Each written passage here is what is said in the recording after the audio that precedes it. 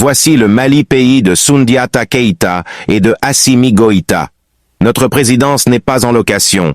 Notre aéroport nous appartient, nous n'avons pas de port maritime, mais les denrées de première nécessité sont moins chères au Mali que dans toute la sous-région.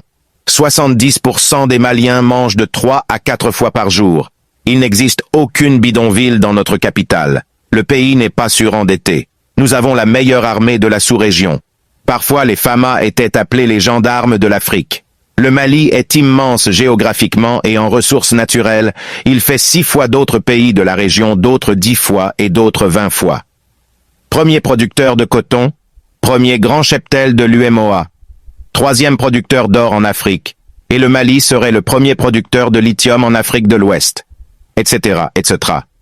Les Maliens sont connus pour leur dignité, leur honnêteté, l'hospitalité, et n'ont jamais été un peuple soumis. Les Maliens ont marqué l'histoire du continent africain par le passé. Ils ont dirigé des empires et des royaumes très puissants, d'où leur expérience dans la politique et la diplomatie, car ils s'inspirent de leur histoire.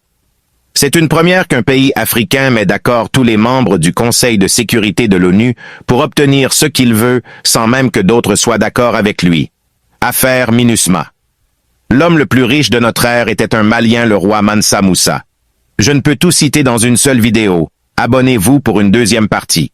Ceux qui passent leur temps à se verser sur les Maliens, apprenez à respecter un tel peuple, ça pourrait être bénéfique pour vous.